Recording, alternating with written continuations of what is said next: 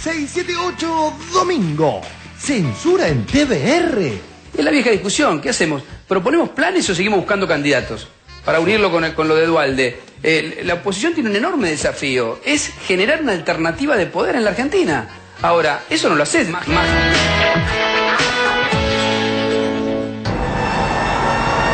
En un mundo superficial y brillante. Twitter de Lorena Maciel. Che, viejo, dejen hablar a 7K en TVR. No le tiren por la cabeza la tanda. ¿Será que molesta lo que dice o pura torpeza? No sé. Los que se quejan de censura no son los que censuran. El caso de Asís. La Nación. Entrevista a Jorge Asís, periodista. ¿Se arrepintió de Diario de la Argentina? No, para nada. Acepto que es un libro incómodo. ¿A vos te parece que en algún país más o menos serio, por una novela, un tipo puede estar 27 años prohibido en los grandes medios de comunicación? Por una novela ni Clarín ni La Nación me publicaron. Hoy, por primera vez, La Nación viene después de 30 años a preguntarme alguna cosa. ¡El pluralismo sigue de fiesta! Eva Rowe cruzó a 678. Blog La Cosa y la Causa, por Eva Rowe. No estoy de acuerdo en la obstinada defensa a Horacio González. Estamos viendo en 678 una defensa obstinada de Horacio González y eso no está bien. El público del programa ha sido educado por el mismo programa en observar los sesgos. Otro día de flamantes estigmatizaciones y falsedades. 1. Llaman a un director que representa al Estado. Director de la Cámpora. Ha negado el sindicalismo, la UOM, puntualmente a votar a favor de un director de la Cámpora, En tu caso, en la propuesta del Estado de designarte a vos como el director reemplazante de Aldo Ferrer, hay un cuestionamiento personal ideológico directamente. ¿Cómo se entiende este cambio? Acá el problema no es mi currículum y mi nombre, en términos de que, por más que yo fuera... no sé, Chávez en persona y acá abajo me saco la máscara. Evidentemente, un voto dentro del directorio no es capaz de estatizar la empresa. 2. Otra de Fontevecchia. Perfil. Vargas Llosa debatió con un escritor progre. Crecen los cuestionamientos a la monopólica Ibope. Perfil. Entrevista a María Duplá, periodista. ¿Cómo te tomás pertenecer a una novela que está en el prime time? María Duplá. Me cuesta creerlo. Para venir al estudio me tomo la línea A. Hago combinación en Lima con la C que va a Retiro, de ahí bajo en el tren Mitre hasta la estación Acasuso y por último el colectivo que me deja cerca de Teleinde. En ese trayecto la gente que tengo a mi lado no deja de mirarme. ¿Pensás que es extraño que midan 15 puntos de rating? Me llama la atención que todo el mundo dice que mira la novela.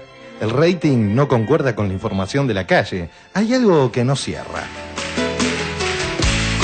Decía un catalán, voy tratando de crecer y no de sentar cabeza. Vive de barrio, buen tropero en la partida, miembro más del circo desesperado, un punto en un planeta, un bicho que camina. El espía de Clarín. Esta reunión se hizo el 17 de febrero pasado. Participaron Luis Siri, otro delegado de nombre Cristian Quirós y 2 representantes de la empresa. Yo me reuní con ellos hace unos días, me dijo que 8 global podía ser, yo le dije que quería hablar con él solamente en su caso, me dijo 3. Tiempo argentino, exclusivo. ¿Quién es el hombre que montó un servicio de inteligencia privado para el grupo Clarín? El espía que usa Mañeto para apretar a adversarios. Gustavo Slevin, alias Señor Hunt, filmó con cámara oculta al delegado Luis Siri cuando negociaba su indemnización y a Guillermo Moreno en una asamblea de papel prensa. Su trabajo para Mauricio Macri. Otro día de bellas. Notice 1. Juana Viale, Martín Lustó, Schultz y Rago. ¿Leyó el libro de Lustó de Economía 3D? Estaba practicando para sus próximos libros. Claro. Ecografía 3D.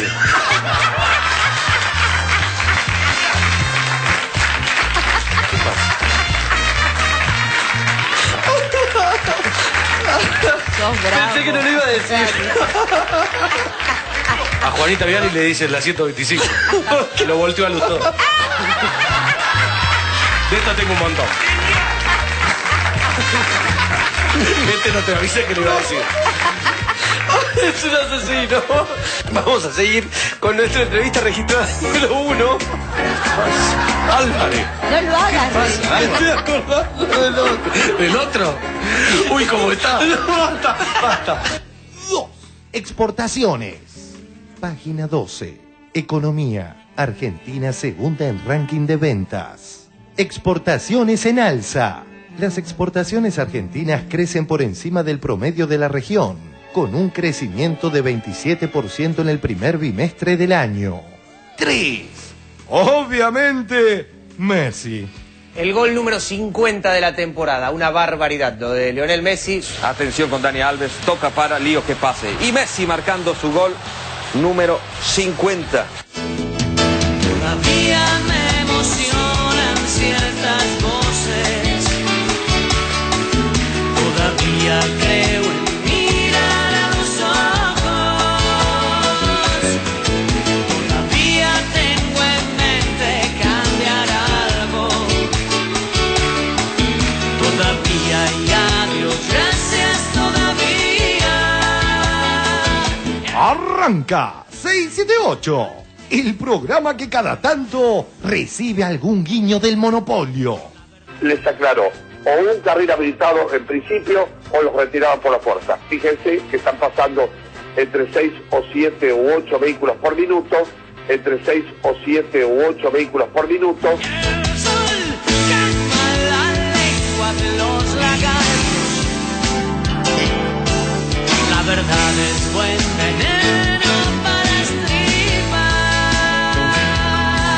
Todavía hay mucha gente que está viva. Todavía hay adiós, gracias todavía. Ayúdanos. Multiplicar.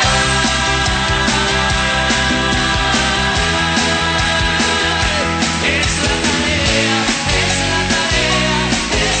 la tarea. Muy buenas noches. Muy buenas noches. Bienvenidos a 678. Ustedes saben, los acompañamos durante 1 hora y media con este habitual resumen crítico de lo que ocurre en los medios de la República Argentina. Estimados colegas, muy buenas noches. ¿Cómo están ustedes? Muy bien. ¿Todos bien? Muy bien, che, muy bien. Por suerte, muy bien. Hoy está con nosotros para compartir el programa la señora Eva Rowe. Hola, Eva, ¿cómo te va? Bienvenida. Eva es autora del blog La Cosa y la Causa. Como veíamos recién en la apertura, vamos a tener temas para hablar, ¿eh? También está con nosotros Eduardo Rinesi. Hola, Eduardo, ¿cómo te va? Bienvenido, rector de la Universidad Nacional de General Sarmiento. Y también está con nosotros para compartir el programa el señor Alejandro Kaufman. Hola, Alejandro, ¿cómo te va? Bienvenido. Ensayista, docente universitario. Muy bien, arrancamos con el primer informe. Tiene que ver con Clarín Techin. Hay más sobre el cuestionamiento al ingreso de Axel Kicillof al directorio de Techin. Berbisky escribió en el día de hoy una interesante nota en página 12 sobre quién es Techin. Vemos el informe y lo debatimos. Clarín, Techin, el establishment y la plata de todos los argentinos. La semana pasada se vio otro capítulo de burda estigmatización por parte del monopolio. El tema fue así. El Estado decidió que el economista Axel Kicillof fuera quien lo represente en el directorio de la multinacional Techint, haciendo valer el Estado, el derecho que le corresponde ya que posee un porcentaje accionario de la empresa mencionada. El emporio de Mañeto, en vez de decir que Axel Kicillof es el director que el Poder Ejecutivo decidió que represente al Estado, instalaba la siguiente falsedad. El director de la Cámpora.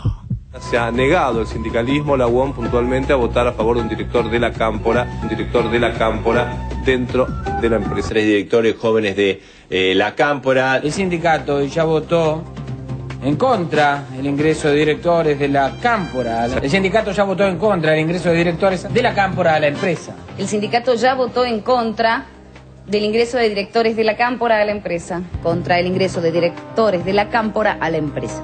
El ingreso de directores de la Cámpora a la empresa. Un director de la Cámpora. No es un director de la Cámpora. Es un director en representación del Estado que pertenece a la Cámpora. También se podría decir que es hincha de Ferro, que le gusta Silvio Rodríguez o que es fana de los LSD. Otro ejemplo más de cómo se intenta desprestigiar a alguien con falsas instalaciones mediáticas. Considerar, el Estado tenía un representante que era Aldo Ferrer, que incluso fue presidente de Considerar, si mal no recuerdo, y ahora en tu caso, en la propuesta del Estado de designarte a vos como el director reemplazante de Aldo Ferrer, hay un cuestionamiento personal ideológico directamente. ¿Cómo se entiende este cambio? Acá el problema no es mi currículum y mi nombre, en términos de que por más que yo fuera, no sé, Chávez en persona y acá abajo me saco la máscara, evidentemente un voto dentro del directorio no es capaz de estatizar la empresa. Acá el problema que hay es con una política de Estado que está mostrando su desenvolvimiento. ¿Cuál es en este momento el desenvolvimiento de la política de Estado? Que dice, en aquellas empresas donde el Estado tiene una propiedad, va a ejercer los derechos políticos de las acciones plenamente, lo cual además se caía de Maduro desde el principio. De todas maneras, no es esa la cuestión. La cuestión es que están vetando la posibilidad siquiera de que el Estado tome en sus manos la capacidad de elegir cuál es el representante. Lo que ellos quieren es que la propia empresa sea la que decida quién lo controla. Una operación tan descarada como la que encabezan los grupos Clarín y Techint, que denuncian el avance chavista sobre sus directorios. Le ven un sesgo demasiado estatista. Algunos casos, las posiciones más extremas del establishment también hablan de un sesgo chavista. Las posiciones más extremas del establishment también hablan de un sesgo chavista. La Nación. Festival intervencionista. Una operación tan descarada como la que encabezan los grupos Clarín y Techint, que denuncian el avance chavista sobre sus directorios, que tampoco resaltó la suba de las acciones de Techint por encima del incremento promedio, por el mero hecho de un Estado que resolvió adecuar su número de representantes a la proporcionalidad accionaria, y siempre en medio de las declaraciones amplificadas sobre el pavor empresarial y el ahuyentamiento de las inversiones, aparece Javier Varela Sobrado, presidente del grupo Peugeot Citroën Argentina, para ratificar el plan inversor de la compañía aquí, claro, por 700 millones de euros. Y junto con eso, el anticipo de que este año la automotriz aumentará su producción en un 25%. El Estado tiene participación en empresas. ¿Debería poner directores? Para mí, sí. Entonces, el criterio con el cual decís desde el Estado, no desde el gobierno, quiénes van a ser tus representantes de las empresas, es importante. Me parece que la reacción del otro lado es desmedida. Ahora lo que quieren es meterse en las empresas. Yo estoy totalmente en contra de este decreto. Este es un decreto absolutamente invasivo. Es un Estado, es Moreno queriendo controlar a las empresas argentinas. Y hay que derogar este decreto. Yo creo que conceptualmente está bien. Es decir, si el Estado tiene una determinada representación, yo no encuentro motivo para tener un limitante en la dirección de la empresa. O sea que conceptualmente yo estoy de acuerdo. Hay temas que tienen que quedar muy claros, porque si después en una gestión los problemas hacen que un gobierno tenga enormes contradicciones, y si ustedes ven cómo se ha comportado el bloque de diputados de la coalición cívica, hemos sido una fuerza muy compacta. Yo estoy totalmente en contra de este decreto. Yo creo que conceptualmente está bien. Conceptualmente estoy de acuerdo. De la coalición cívica hemos sido una fuerza muy compacta. Finalicemos el informe con un extracto de la nota de Verbitsky de hoy. Página 12, por Horacio Verbitsky. El grupo fundado por el asesor siderúrgico de Benito Mussolini, el capitán de artillería Agostino Roca, con capitales alemanes e italianos que fugaron de Europa luego de la Segunda Guerra Mundial. Tiene sedes en Milán y en los paraísos fiscales de Luxemburgo y las Antillas holandesas para no pagar impuestos a las ganancias distribuidas. Desde allí controla un centenar de empresas en más de 20 países, que emplean a 40.000 trabajadores. En estas condiciones, es una proeza de relaciones públicas y propaganda haber instalado que se trata de un grupo nacional líder de la industria argentina.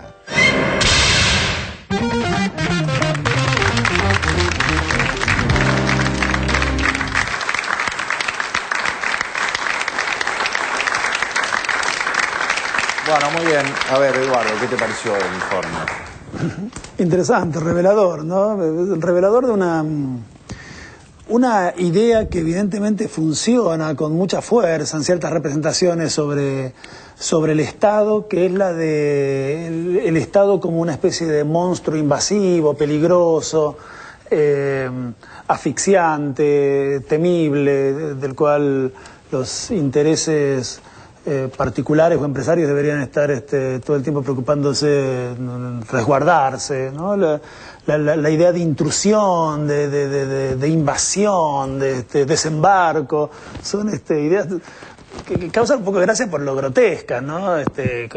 Con toda razonabilidad, uno de los voceros de uno de los partidos de la oposición decía no hay ningún motivo para rasgarse tanto las vestiduras, puesto que es una cosa absolutamente razonable.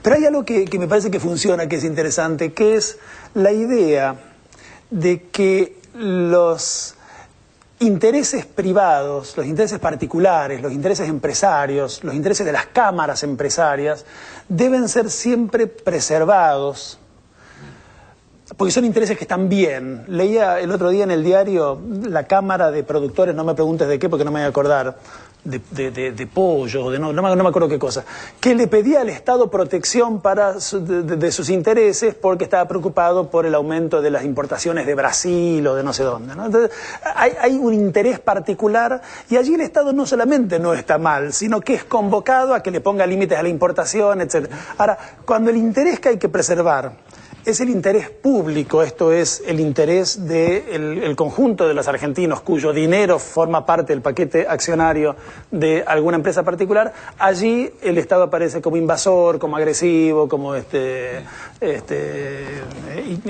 intrometiéndose en lo que no le corresponde, ¿no? Eso es una representación que surge muy evidentemente de lo que acabamos de ver. Claramente.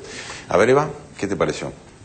Bueno, me parece que le cuesta mucho a la población entender que el Estado sea, digamos, represente un interés legítimo, pues estuvo muy acostumbrada, yo con mi edad, no me tocó mucho Estado confiable. Pero esta gente defiende las ideas neoliberales, que remiten al Estado al papel mínimo posible, porque sería esencialmente perverso, digamos, jardín de corrupción y arruinando todos los negocios de los particulares. Pero nosotros estamos viendo ya continuadamente un gobierno que le dio un valor al Estado diferente, que se quejen hoy del Estado como si nada hubiera pasado. Y bueno, es la lucha que tenemos que hacer. Alejandro. Una pregunta que creo que uno puede hacerse es, ¿signo de qué es este tipo de desencuentros o de conflictos, ¿no? Creo que habría que diferenciar lo que sucede en las corporaciones empresariales respecto de la intervención mediática sobre esto, que ya está muy jugada con todo un conflicto. O sea, cuando el Grupo Clarín interviene con esto, está usando cualquier cosa que le venga bien en relación a sus propios devenires, que ya ni siquiera son intereses, porque es dudoso si está actuando en función de sus intereses. Ahora, cuando las corporaciones empresariales actúan así respecto del Estado, esto es signo de una cuestión mucho más complicada, que contiene en parte la discusión ideológica a la que se referían los que hablaron recién, ¿no es cierto, Eduardo y Eva? Pero también tiene otra dimensión, que es que en nuestro país el capital, digamos, los productores de riqueza, no están articulados ni con la sociedad civil, ni con el Estado, ni con la política, no tienen representación en esos espacios, se han manejado históricamente con los golpes de Estado, con los golpes de mercado, después con los golpes mediáticos. Es decir, hay una desconexión entre esos intereses de los productores de riqueza y lo que podríamos llamar en un sentido muy amplio de la sociedad. Están desencontrados. Es decir, es como que esas corporaciones no trabajan en relación a alguno de los actores que forman parte de la sociedad, y entonces están o con quienes satisfagan completamente sus intereses, que parecen no coincidir con la sociedad, o si no, en conflicto. Y me parece que esto, con un sentido de largo plazo, tendrá que cambiar. Cuando ellos mismos hablan de Chile, de Brasil, son países donde las cosas no ocurren de esa manera. Exactamente. A ver, Barra. Y a mí me tranquiliza un poco la reacción de... Me tranquiliza un poco, no, bastante la reacción de Techín, porque es elogiosa, porque digamos, si esto Dios no quiere y me toco la madera, si estuviera gobernando Macri, y Macri quisiera poner algún representante de su gobierno, no habría ningún problema y habría enorme felicidad y botellas de champán para recibirlo. Lo que quiere decir es que realmente este es un gobierno que piensa al Estado como parte de los intereses de la población. Claramente. Muy bien, vamos a cambiar de tema, pasamos al tema Vargas Llosa, porque la pregunta en este caso sobre el informe es ¿quiénes son los que realmente tienen el poder para censurar a alguien? ¿No? ¿Una crítica o una opinión es una censura? Vamos a ver el informe, dale. Últimas esquirlas del debate Vargas Llosa. El Nobel denunció censura con total libertad. Ya vimos hasta el hartazgo cómo se lo intentó acusar de censor a Horacio González. Quedó más que claro que el director de la Biblioteca Nacional no solo no lo quiso censurar, sino que abrió un más que interesante, como diría Lucho, debate. Ahora bien, aquí algunos interrogantes que quedaron flotando y esperemos hoy poder profundizarlos. Si es verdad lo que la Corpo dice que Horacio intentó censurar al peruano español, ¿con qué herramientas contaba González para callar la libertaria voz de Vargas Llosa? Los medios hegemónicos que reprodujeron el argumento de la censura no son quienes en verdad tienen las armas para censurar. Si no, veamos el ejemplo de Jorge Asís, quien fue censurado durante más de 20 años por Clarín y La Nación por un libro que los incomodó. La Nación. Entrevista a Jorge Asís, periodista. ¿Se arrepintió de Diario de la Argentina? No, para nada. Acepto que es un libro incómodo. ¿A vos te parece que en algún país más o menos serio, por una novela, un tipo puede estar 27 años prohibido en los grandes medios de comunicación? Por una novela ni Clarín ni La Nación me publicaron. Hoy, por primera vez, La Nación viene después de 30 años a preguntarme alguna cosa. ¿Alguien leyó en algún medio masivo que existía una prohibición de nombrar a Asís en el diario Clarín? Hablando de censura y libertad de expresión, interesante el análisis de 7K sobre el rol de la televisión pública en este tema. Se ha generado algunas cosas desde el Estado en comunicación que son notables. No sé, Encuentro es una maravilla, Paca Paca, el canal Inca. Yo creo que, por ejemplo, la transmisión en directo del otro día, el discurso de Vargas Llosa, es extraordinaria, porque además es la demostración de que Vargas Llosa podía hablar en libertad y se podía transmitir en directo y no pasó absolutamente nada. Y de alguna manera, sé que después vamos a hablar un poquito de esto, también se enmendó ese error y esa torpeza de haber intentado que, bueno, no, o por lo menos haberse manifestado en contra de su presencia. Agradezco también a los organizadores de este certamen haber resistido las presiones de algunos colegas y adversarios de mis ideas políticas para desinvitarme. Y extiendo mi agradecimiento a la presidenta, señora Cristina Fernández de Kirchner,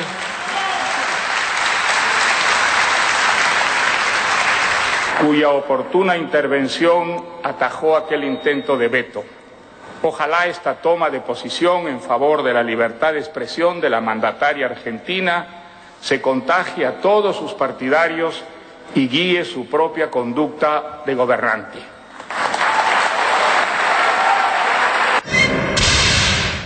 Antes en el programa hablábamos de estigmatizar a alguien. Pues bien, el doctor en letras Martín Coan entrevistó para Perfil a Vargas. El título que eligió el diario de Fontevecchia para vender la nota es bastante estigmatizante. Perfil. Vargas Llosa debatió con un escritor progre. Ahora vayamos a un fragmento de la muy buena entrevista de Coan al Nobel. Abrir la discusión, abrir el debate sobre qué perfil de intelectual puede ocupar un lugar u otro en relación, por ejemplo, a la apertura de la Feria del Libro de Buenos Aires, fue reducir inmediatamente, e insisto, creo que distorsionado, como un gesto de una intención de impedir que usted se expresara en la Argentina. Y creo que es un buen ejemplo de las trampas posibles del discurso de la tolerancia. Se presenta como censura algo que, a mi entender, no lo fue. Bueno, pero mire usted, yo creo que ahí hay dos cosas distintas que conviene deslindar. Todas las ideas y las posiciones deben ser sometidas, digamos, al diálogo, al debate, a la discusión y a la crítica, desde luego. Esa es justamente mi posición. Por eso es que yo me proclamo un liberal, porque creo justamente en esas cosas. Pero nada de eso ocurrió. En el caso de este episodio, lo que hubo es una censura. Entonces, creo que son dos cosas muy distintas. Diálogo, debate, discusión, bienvenidos. Justamente yo creo en eso, ¿no? Pero la censura es una cosa distinta. La censura es considerar que hay solo una verdad y que esa verdad debe silenciar a todas sus contradicciones y contradictores. Pero Mario, usted que ya lleva varios días en Buenos Aires, ya sabrá que nunca existió ninguna intención de impedir que usted se expresara o diera su conferencia en la... Hubo una carta a los directores de la feria pidiéndoles que me desinvitaran a hablar. Porque, porque las cosas que yo creo no son aceptables para las clases populares. Esa era la idea de la carta y eso es lo que es inaceptable.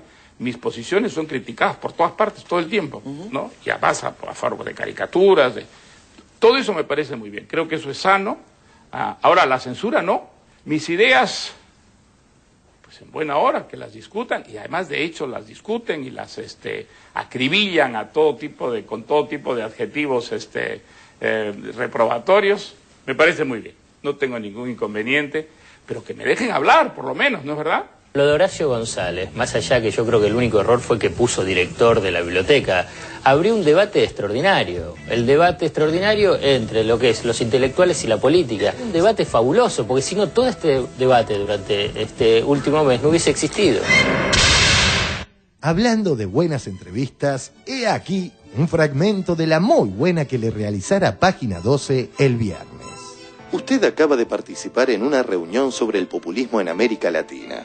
Uno podría decir que Franklin Delano Roosevelt, el presidente norteamericano que asumió en 1933, fue un gran populista. ¿Está de acuerdo? Todo depende de las definiciones. Por ejemplo, aquí el día de la inauguración de la Mont Pelerin, el representante del presidente de la sociedad dijo que había un populismo bueno y un populismo malo. El populismo bueno era el de Ronald Reagan. El populismo bueno era el de Ronald Reagan. It was an historic moment because now corporate America and Wall Street were in almost complete control. See that guy standing next to the president? You know, the one that looks like a butler? His name was Don Regan, the chairman of Merrill Lynch, the richest and biggest retail brokerage firm in the world. He took the key position of Treasury Secretary so he could enact the tax cuts that the rich wanted. Regan then became White House Chief of Staff as the president started to fade. Then they should give the president what 43 governors have, a line item veto. And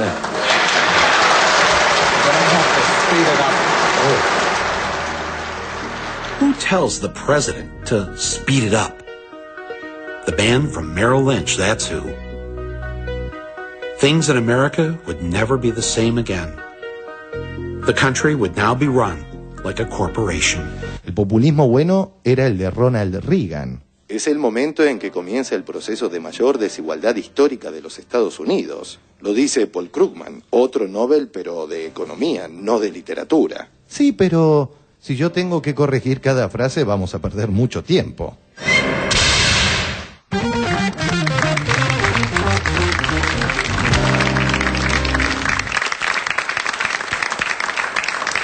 Muy bien, bueno.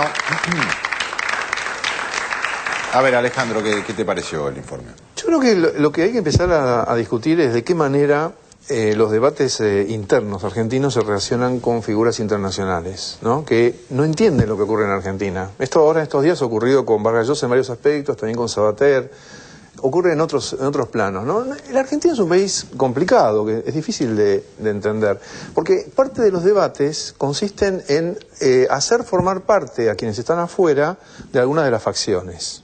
Y eso es lo que ocurre ahora con el tema de la censura. Es decir, si uno no entiende a la Argentina y al peronismo y los problemas de la dictadura, etcétera, etcétera, etcétera, el argumento de Vargas Llosa es muy difícil de rebatir.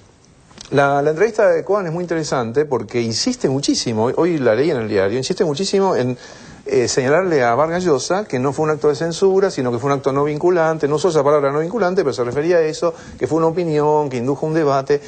Y no lo puede convencer. ¿Por qué no lo puede convencer? Porque hay toda otra serie de voces que hablan de censura. ¿Por qué Vargas Llosa va a aceptar lo que le dice Cohen cuando efectivamente a él no lo dejaron hablar en la inauguración? Quiero decir, para poder ir más allá de una denostación de Vargas Llosa, que yo creo que no sería interesante, hay que redoblar la apuesta respecto de lo que hablamos cuando hablamos de censura. En primer lugar, la mayoría de los que hablan de censura son los que participaron de la censura en la dictadura. Porque acá hay que decir que en Argentina la censura no usó el fuego inquisitorial, no quemó en la pira a muchos de los que voluntariamente participaron de manera muy activa en lo que se llamó la autocensura.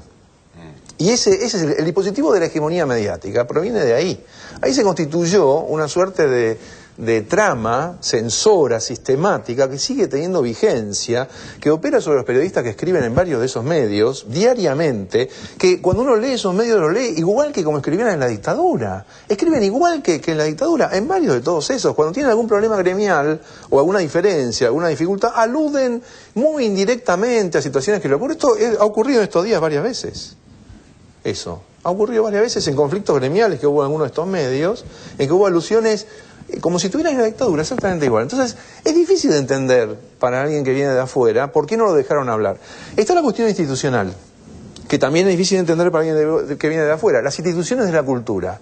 Yo creo que en toda la historia de la Biblioteca Nacional no debe haber habido un momento tan intenso como este en que la gestión de la Biblioteca Nacional se tomó en serio el papel de la dirección de la Biblioteca Nacional, que es una gestión vinculada con la cultura. No se trata de un funcionario en el sentido en que se dice eso, o en que también se lo dice respecto de otras instancias de la cultura, como la muestra que hubo en el Palais de Glass, que hay que relacionarla con esto, la muestra del Palais de Glass. El pensamiento peronista. El pensamiento peronista, uno puede opinar cualquier cosa, pero quien entendió lo que era esa muestra es La Nación, que se limitó a hacer periodismo con la muestra. Es decir, informó yo no fui a la muestra, me enteré por La Nación y no sé, ¿qué es estar informado?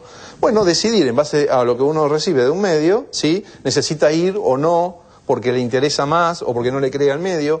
Yo me sentí muy conforme con la información de La Nación, que mostraba lo que ocurría en el Palais de Glass, que es una institución estatal, donde además funcionarios del Estado participaron de organizar esa muestra en el contexto del arte. En el contexto del arte. Hicieron una performance ahí. Y fueron justamente ex intelectuales de la contracultura, en los medios hegemónicos, los que se escandalizaron. No se escandalizaron los que viven en ese barrio que votaron el 85% a Macri, sino que se escandalizaron ex pertenecientes a la contracultura. Eso es y se escandalizaron como señoras frente a una muestra dadaísta, ¿no? Es decir, se sentían ofendidos por lo que ocurría ahí. Y es La Nación la que entendió, porque no hizo nada más que informar sobre esa muestra, que se trataba precisamente de algo inocuo, de una muy módica provocación respecto de una época en la que vivimos, en la que la violencia quedó completamente atrás y en la que ciertos símbolos pueden tratarse de una forma humorística. Ahora, digo, la discusión de fondo que tenemos es sobre las instituciones de la cultura. Es decir, cuando el Estado alienta medios públicos, medios vinculados con los libros, medios vinculados con el arte, está haciendo una tarea fundamental que debe ser discutida en sus propios términos, no como si estuviéramos tratando acerca de un comisario de alguna de las 52 comisarías de la Ciudad de Buenos Aires. Me parece que eso es lo que vuelve muy compleja la discusión y muy difícil de... A mí me llamó la atención cómo Cohen no lograba, y se esforzó, y lo hacía con muy buenos argumentos, que Vargas Llosa si siquiera dudara de que había sido un acto. Pero yo creo que esto no se lo puede explicar bien si no se explica el problema institucional. Y quiero terminar con esto, y que lo dije aquí. La Feria del Libro es una institución del libro en la cual también tendría que participar la Biblioteca Nacional. Porque la Biblioteca Nacional, hubo discusiones en Argentina hace años sobre si los estudiantes secundarios tenían que ir a utilizar la Biblioteca Nacional, que no comprendían lo que es la Biblioteca Nacional. Es una institución absolutamente fundamental de la cultura argentina. Es el lugar donde se guarda el patrimonio que produce la Argentina en el terreno del libro. Y la Feria del Libro es su contrapunto. Es su contrapunto en todo sentido, porque está hegemonizada por las corporaciones mediáticas que hacen de eso una modalidad estética y retórica muy peculiar, muy perversa, ¿no es cierto? Desde que se entra a través de Clarín y La Nación a la feria hasta el modo en que esto funciona en la cultura. Y por supuesto que la Biblioteca Nacional, el director de la Biblioteca Nacional es quien puede opinar y puede tener una posición con respecto a cómo se inaugura. Ahora, ¿cómo explicarle esto a Vargas Llosa sin traerlo a hacer un seminario sobre la cultura argentina. Lo que estás diciendo, pero quiero hacer esta digresión nomás dentro de esa posición. A uno le extraña, por ejemplo, que la Sociedad Argentina de Escritores no haya tenido el predicamento que puede tener la Biblioteca Nacional, porque se supone que la Sociedad Argentina de Escritores, es una hipótesis, nuclea a la intelectualidad, al pensamiento, a la escritura de los escritores argentinos. Y en el origen de la Feria del Libro, por si alguien lo sepa, averigüen, están las bibliotecas de las redes, en el origen, para que la feria fuera, digamos, cierta, necesitaba el apoyo de la Sociedad Argentina de Escritores. Estoy hablando en la prehistoria de la feria. Y la Sociedad Argentina de Escritores se le otorgó un stand por su propia preeminencia, digamos, y ahí fue licuado y su función ya es anodina o diría abstracta, porque nadie sabe cuál es la función de la Sociedad Argentina de Escritores. Pero esto es muy interesante porque la biblioteca asume un rol que en realidad le correspondería al sindicato que nuclea a los escritores. Ahora, volviendo al tema de Vargas Llosa, perdón, nos superpusimos las chicas. Yo creo que él no entiende porque no quiere entender y porque trabaja de ser un censurado, trabaja de ser un perseguido en los países populistas de América Latina. Lo de Vargas Llosa es un acting, digamos, y en ese sentido la carta de Horacio, que nunca quiso censurarlo, hay que explicarlo una vez más, pero sí fue funcional al acting de Vargas Llosa. Y todo el speech de la no censura, del liberalismo, de estar a favor de la libertad de expresión y de que yo moriría para que todos digan, toda esa zarazazaza, es un zarazazaza, porque si no, desde un punto de vista político, es inentendible la tirria con Venezuela y que que ese sector político no fije su mirada jamás en Honduras, que es donde en el continente sí hay censura, sí se matan periodistas, sí se matan opositores, ahí no es acting, ahí los matan en serio. Y sin embargo ni la CIP, ni Vargas Llosa, ni Montpellerín, a nadie le importa Honduras, todos se enfocan a Venezuela. No, yo coincido con lo que plantea Sandra y bueno, discrepo en la postura de Kaufman con respecto a que Vargas Llosa no entiende la Argentina. Yo creo que, digamos, respetando absolutamente la fundamentación de Kaufman, pero me parece que a Vargas Llosa le conviene, y vivió todas estas 3 semanas acá en la Argentina, de ese debate que se provocó en función de esta, para mí, desafortunada idea de Horacio González de pedir que no tuviera la conferencia inaugural. Que la tuvo, habló por todos lados, en cadena nacional prácticamente, me parece bárbaro si esto hace que la gente lea a Vargas Llosa. Porque si es por las ideas que expuso, la verdad que son bastante pobres, bastante perimidas, bastante poco actualizadas, y solo ver que hoy, en el siglo XXI, puede reivindicar a Ronald Reagan, la verdad que un intelectual latinoamericano reivindique a Ronald Reagan, ya es una confesión de parte. Sí, sin lugar a dudas. A ver, Eduardo, que voy anotando cosas. Anotaba algunas cosas sobre... yo creo que tiene razón, Sandra. Hay un trabajo de perseguido y hay una obstinación en no entender, ¿no? Una necedad muy evidente, que es también la forma de su liberalismo, ¿no? Efectivamente, Martín Cohen, faltaba que le leyera la carta para... Yo le decía, no, se trató manifiestamente de un hecho de censura, ¿no? Entonces, me parece que ese liberalismo que consiste en una proclama contra una censura que es permanente, perpetua, porque el liberal se define como aquel que está siendo todo el tiempo censurado, por lo tanto no es necesario otra cosa que él diga que está siendo censurado para que lo esté siendo. Entonces, el liberalismo así se vuelve una tontería muy grande que se autosostiene. Y todo el debate, el reportaje en Página 2 es muy interesante y ahí el montaje, el fragmento destacaba algunos pasajes, ¿no? Ciertamente Vargas Llosa reivindica a Reagan, pero no aceptando el argumento de que Reagan es el populismo bueno en contraposición con un populismo malo, que es el argumento que él está comentando, sino diciendo que Reagan no es un populismo, puesto que todo populismo es malo. Dice que es un buen comunicador, que fue un buen comunicador. ¿No? Entonces, bueno, pero entonces hay un populismo bueno, todo depende de cómo se definan las palabras. Y el modo en que definen las palabras es un modo extraordinariamente banal. Finalmente, el pensamiento de Vargas Llosa es un pensamiento extraordinariamente poco sutil, que es una acumulación de lugares comunes muy previsibles, que no levantan vuelo ni un poquito respecto al sentido común más pedestre, más pobre. Y tiene una cosa que es muy impresionante, y más impresionante cuando uno lo ve que cuando uno lo lee. Tiene una cosa marmórea, ¿no? Inconmovible, que contrasta evidentemente con la sutileza de un pensamiento que ha producido no solamente una obra que todos conocemos y que es extraordinaria, sino al mismo tiempo un conjunto de inflexiones y de matices y de reflexiones políticas extraordinariamente sutiles. Todo eso parece haber quedado encapsulado, como blindado, ¿no? Y hoy lo que nos presenta es eso que en su discurso, que todos vimos por la televisión pública en Canal 7, dijo que era eso lo que un intelectual tenía que luchar por no convertirse, una estatua. Es una estatua, es una perfecta estatua, inconmovible, impenetrable y absolutamente necia. A ver, Barra. Me quedé con lo que dice acá Kaufman al respecto de la Biblioteca Nacional metida en la Feria del Libro, porque se podría hacer un paralelismo, a lo mejor está un poco desfasado mi paralelismo, no es tan paralelo, pero sí creo que Horacio González es a la Feria del Libro lo que Kicillof es a Techint, de alguna forma, con lo cual estamos discutiendo cosas bastante parecidas, que son los intereses nuestros y los intereses de la gente que quiere hacer negocio. ¿Qué, Horacio de la Cámpora? Sí, yo comparto todo lo que se dijo sobre Vargas Llosa. No el modo de evaluar la intervención de Horacio González, ¿no? Porque yo digo, aún con todo esto que Eduardo dijo tan contundentemente sobre Vargas Llosa, yo quiero rescatar el intento de Coan por convencerlo de que no fue un acto de censura, porque él puede tener todas esas características marmóreas. Bueno, si son tan marmóreas quizá no, pero podemos quitarle un poco de lo marmóreo apenas, como para que al menos acepte que no fue un acto de censura. O sea, que era un tema institucional. Pero no quiere aceptarlo, Alejandro. No, pero yo creo que es interesante discutirlo. Creo que es interesante discutirlo porque creo que hay un punto de lo que dijo Sandra que me parece que no hay que dejarlo pasar.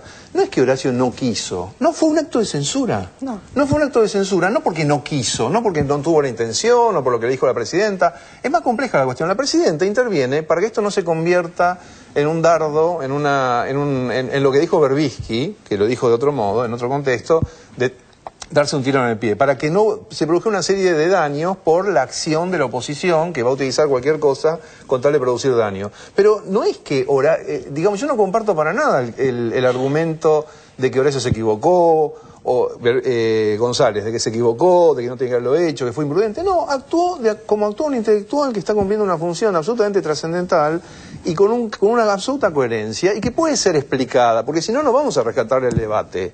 O sea, rescatamos el debate con quien sea, incluyendo a Vargas Llosa, con la esperanza que él pueda entender que esto no fue un acto de censura. Y yo no renuncio a esa esperanza. No voy a renunciar a la esperanza de que el mundo entienda que esto no fue un acto de censura. Me importa mucho porque la censura fue lo que hubo en la dictadura. Claro. La censura es lo que Perfil hace con sus periodistas y columnistas. La censura es lo que hace Clarín con su... Eso es la censura. La censura es otra cosa completamente diferente. Y es cierto que en el contexto de esa incomprensión Vargas Llosa lo usa estúpidamente y todo lo demás. Y uso la palabra que usó un ministro y que lo dijo muy agresivamente, pero tiene un fondo de verdad. Es verdad todo eso, pero no renuncio a que lo pueda entender. Crea una atmósfera favorable a su posición. Claro. Incluso en la repregunta, yo no lo leí extensamente todo el reportaje, me refiero a lo que vi acá, pero vos lo leíste al reportaje en Perfil. La repregunta lo que hace es seguir posicionando la firmeza en que fue una censura. Por lo cual el lector, está Vargas Llosa y está el entrevistador, le cree a Vargas Llosa, no al entrevistador. Hay una fuerza superior que dice, no, a mí me censuraron. Y entonces el que quiere creer eso, que es la buena parte de las personas, en el mundo entero, en los cables, en la divulgación, en la propagación, la palabra censura aparece. Sí. Es decir, y para coincidir con lo de González, que yo dudaba al comienzo y a medida que el debate, yo digo que cualquiera hubiera sido el silencio que se hubiera provocado a la llegada de Vargas Llosa, hubiera suscitado igual, porque hubiera hablado de la censura en otro sentido, no con él. Tiene un valor acá porque se adquiere en primera persona a alguien que acaba de obtener el premio Nobel y se convierte en un referente fantástico, pero también hay que, volvamos a insistir, porque acá se dijo y vale la pena, que la Feria del Libro es la gran responsable de la parte negativa del debate, no de la parte positiva, que es toda la otra, la que estamos tratando de hacer todos los demás. Hay una parte negativa, la necesidad de llevar a un hambre político contrario a un gobierno popular votado por grandes mayorías y en un momento de elecciones, sabiendo que había hecho declaraciones injuriosas. Me repito, pero necesito decirlo porque es una parte del debate, es decir, se invita para provocar, esa era la idea de la feria y lo logró. Lo logró. Bienvenido sea, porque nos vino bien el debate. Pero yo agregaría un matiz que me parece que en cierto modo hasta agrava la cuestión. Supongamos, como lo dije acá el otro día, que no invita para provocar con la intención de hacerlo, pero cuando se le dice que puede ocurrir eso, que es lo que hace Horacio, en lugar de discutirlo o de tener una actitud democrática, se reacciona con el escándalo de la censura. Eso es lo que no debemos admitir, el escándalo de la censura, ¿no es cierto? Que es inapropiado, injusto, arbitrario, demencial, es completamente demencial. Tan exagerado, increíble, es que por eso le concedo al marmóreo Vargas Llosa, que me parece una muy buena descripción, que debería poder entender eso. Me gustaría que lo pudiera entender. A ver, Eva, quiero saber qué pensás de esta discusión. Bueno, yo espero que después no venga el informe sobre mi post, Sí, ¿no? va a venir ahora. Sí. Entonces espero. Ok, perfecto. Entonces, vamos al próximo informe. Tiene que ver con... ¿Cómo entiende la lógica, Eva? Son años. Bueno, nos criticó en su blog, Eva Rowe, por la edición que hicimis sobre el debate de Andajasi con Horacio González. Vemos la crítica y lo debatimos, dale.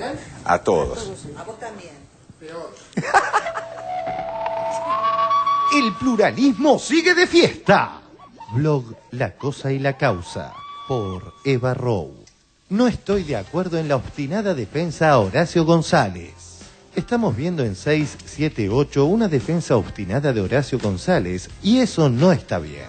El público del programa ha sido educado por el mismo programa en observar los sesgos. En el último programa de 678 se produjo un informe que remitía al programa de TN a dos voces, ahora sin Gustavo Silvestre, donde Horacio González y Federico Andajasi debatieron muy civilizadamente.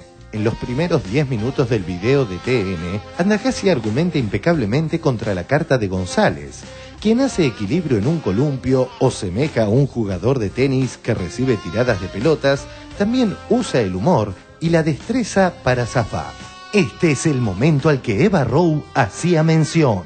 Mirá, te invierto los términos.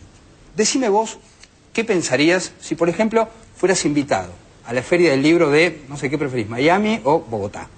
Y frente a tu llegada, el director de la biblioteca de cualquiera de estos dos países dijera: le escribo como ciudadano, como director de la Biblioteca Nacional y como lector que aprecia la literatura de Horacio González. Y luego dice: considero sumamente inoportuno el lugar que se le ha concedido a Horacio González para inaugurar una feria que nunca dejó de ser un termómetro de la política y de las corrientes de ideas que abriga la sociedad norteamericana. Y más adelante, supongamos que dice: lo invito a que reconsidere esta desafortunada invitación que ofende a un gran sector de la cultura de Estados Unidos y que junto a las respectivas comisiones directivas de la Fundación de la Feria del Libro determine que la conferencia de Horacio González, que podríamos escuchar con respeto en la disidencia, se realice en el marco de la feria, pero al margen de la inauguración. Quiero decir, esto sería, Horacio, un pedido de censura. Bueno, yo mismo, perdóname, adheriría... Tomaste un gran trabajo. Yo mismo adheriría... No, sencillamente lo que hice fue cambiar las palabras Vargas Llosa por Horacio González. ¿Y qué pasaría si dijera un funcionario americano?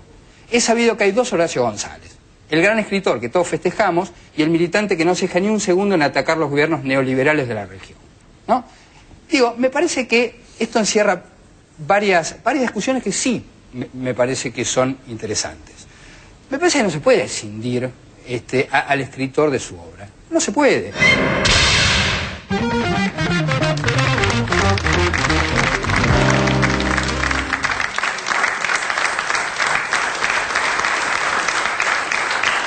Bueno, muy bien. A ver, Eva, ahí estaba la edición completa de lo que vos decías que no había aparecido de Andajasi, ¿no? Bueno, primero quiero resaltar el hecho de que yo en mi blog hice una crítica al programa y he sido invitada al programa. Esto ya es un hecho muy halagüeño. Es importante que el post que yo hice es un post en referencia al programa. No estaba hablando de Vargas Llosa ni de Horacio González como eje del tema. Me quejé de que faltaba esta parte cuando en el último programa presentaron las dos caras. Hace un ratito todos hablaron y Nora no se olvidó de decir la palabra desafortunada. Yo quiero que nadie se olvide nunca de usar la palabra desafortunado cuando hay algo desafortunado y algo que apoyar, pero que esté los dos componentes presentes. La vez anterior que 678 presentó el asunto de Horacio González, estuvo Coan, este muchacho Coan, que estaba muy enojado con Horacio González y dolido. Y ahí se largó el debate aquí, sin tomar una posición. Luego, después, ya fueron tomando una posición, y hoy, por ejemplo, es una posición de defensa absoluta. Bien, pero Nora no se olvidó de decir, a pesar de que las palabras fueron... La verdad que siempre lo dije. No. El día que yo estuve, que hablamos de vudú, vos te encargaste de decir, hay que decir que las palabras de vudú fueron desafortunadas. Eso me gusta, ese 6678. ¿Por qué me gusta?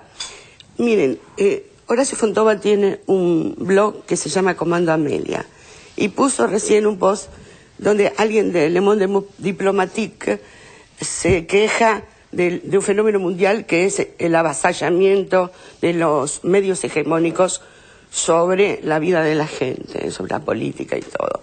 Y hace una pregunta, ¿qué podemos hacer frente a esto? Y yo le contesté a Horacio Fontova, ¿y qué podemos hacer? 678. Es decir, este programa, que no es un programa cualquiera, sino que ha sido la herramienta fundamental para colocar el pluralismo que le faltaba a todas las voces que se escuchaban, que eran todas las voces hegemónicas del mismo poder, y los que pensábamos distintos no teníamos lugar. Desde que existió 678, convirtió, digamos, la plaza de la opinión en plural, y esto es una cosa muy importante que yo quiero preservar. Entonces, cuando yo veo que les falta el condimento ese que hace creíble todo lo que se dice acá, lo digo en mi blog, no para hacer una cosa tan extraordinaria, pero me sorprende que estén tan ocupados como para leer mi blog, tomarme en cuenta y traer esta inquietud. Así pero que igual te vamos a discutir. Sí, claro. Obviamente. Obviamente. Todos los elogios han sido apreciados, creo, y sabemos que tenés una atracción interesante por este programa. Evidentemente te gustó mucho, digo gustar para simplificar el lenguaje, las expresiones de Andajasi frente al director de la biblioteca. ¿Te gustaron? ¿Te pareció no me gustaron? No me gustó esa expresión. Lo que sí estuve de acuerdo en que el debate estaba terminado. El debate sobre qué, el problema es el eje. ¿De cuál es el debate? Mira, yo te voy a decir... El debate es, ¿se equivocó o no se equivocó? Bueno, pero mira que piensa mucha gente distinta a vos. Obvio. Entre ellos todos los que estamos, la mayoría de los que estamos en la mesa. Tenés que apreciar de que hay muchos intelectuales como vos que opinan distinto. A mí se me ocurrió una respuesta, a lo mejor también es desafortunada, cuando con ese alarde de ingenio Andajasi trastoca los nombres en la carta, que es un golpe efectista interesante, digno de un buen escritor, y le dice, ¿qué pasaría si vos estuvieras en este lugar, en una feria en Miami o no sé dónde? La respuesta, que es fácil darla después que uno ve esto y observa, la respuesta es, el director de la biblioteca de Miami le parece que mi presencia en la feria es inconveniente. Y bueno, que haga lo que pueda, si puede influir sobre los directores de la feria y sobre el estado de libertad que hay en Miami, en buena hora, pero que piense lo que quiera. ¿Por qué radicar en el director de la Biblioteca Nacional la impronta de que es el dueño de las libertades en la Argentina? Ahora lo traslado otra vez acá. Es una tontería. Ahí está la demagogia y la virtud política, aunque parece infantil, de Vargas Llosa, de seguir insistiendo en la censura. Y los periodistas que cuando preguntan siguen, porque un buen reportaje hubiera sido al revés, Kaufman. El buen reportaje hubiera sido no preguntarle por la censura. Todo ese tiempo que demora Cohen en hacerle decir que hay censura, lo suprime y empieza a preguntarle por otras cosas, no por la censura. Y evitamos hablar de la censura. No quiere decir que lo invitamos a Cohen y que no pudo venir. Pero me obligás a comentarte algo. Lee el reportaje entero de Cohen a Vargas Llosa, porque creo que no produce ese efecto que sí lo produciría a través en televisión.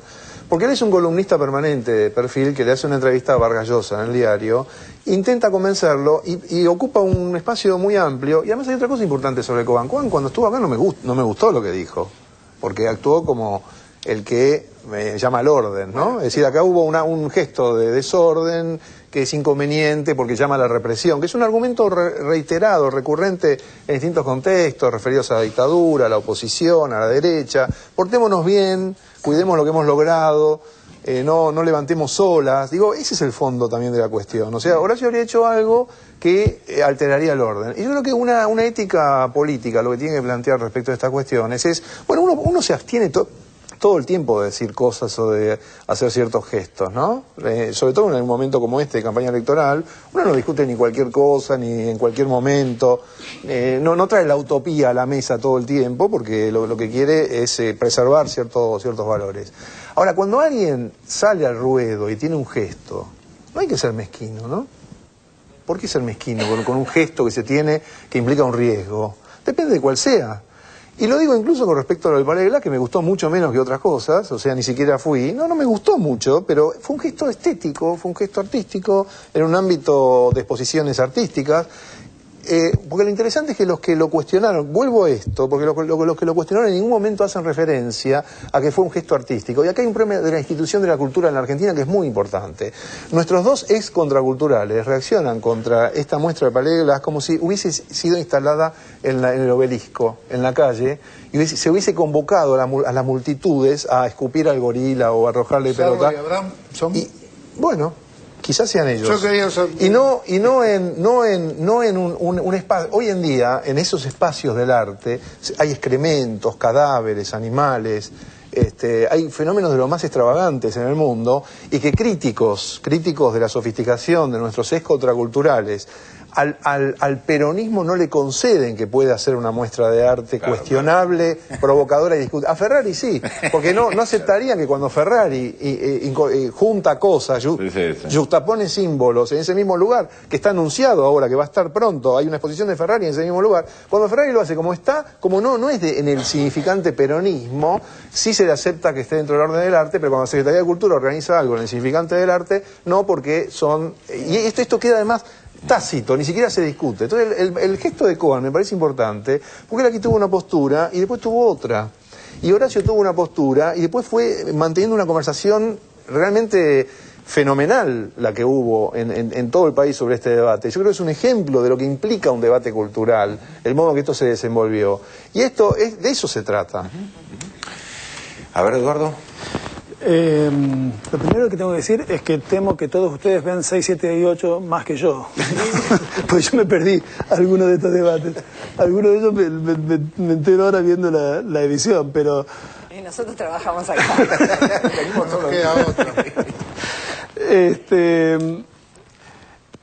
Indudablemente el debate fue adquiriendo una envergadura y una potencia que justifica perfectamente que la opinión de todos nosotros respecto a lo afortunado o a lo no afortunado de aquel gesto que le dio origen haya ido cambiando también con el tiempo. El debate se volvió un debate cultural importantísimo, de los más importantes que ha tenido la Argentina en el último tiempo. Casi deja de importar qué quiso hacer, ¿no? el que tiró la primera piedra. Y me parece que es efectivamente un debate. Bueno, ayer con Sandra protagonizamos un capítulo,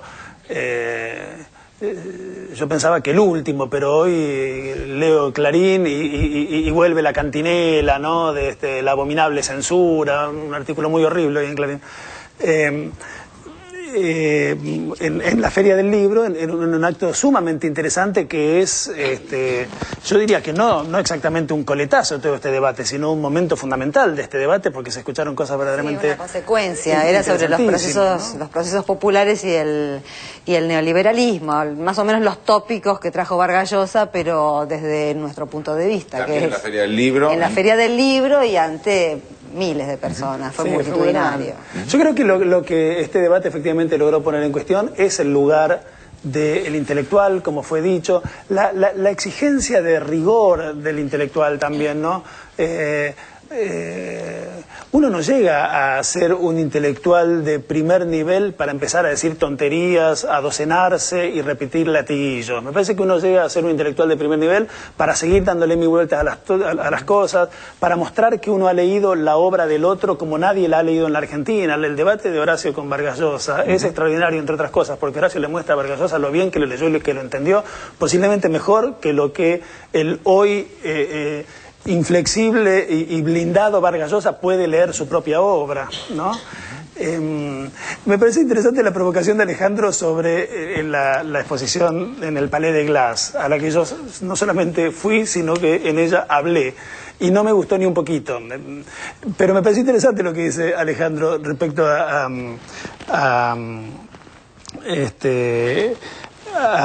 lo que se le perdona a ciertas vanguardias y no se le podría perdonar al peronismo. Solo que no estoy de acuerdo en que esa exposición en el Palais de Glace, así como está, pueda ser comparable con un collage de León Ferrari.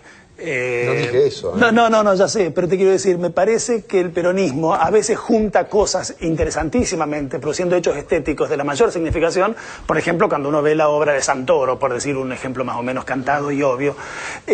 Lo del Palais de Glace me parece que no tiene esa... pero... Y en ese sentido, solo esto, porque vos dijiste, la expresión juntar cosas me parece que es muy interesante, y me parece que es exactamente lo que la exposición en el Palais de Glace no hace.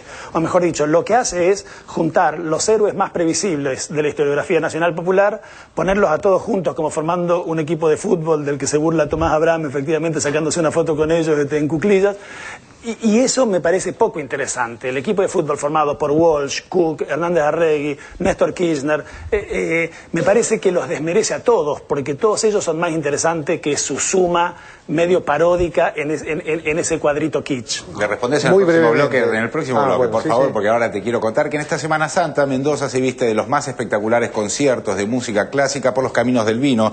Más de 40 bodegas congregan a los máximos exponentes de este estilo musical. Recordá que en otoño todo es dorado en Mendoza. Ingresá a la página www.turismo.mendoza.gov.ar. Nos vamos al corte y ya volvemos.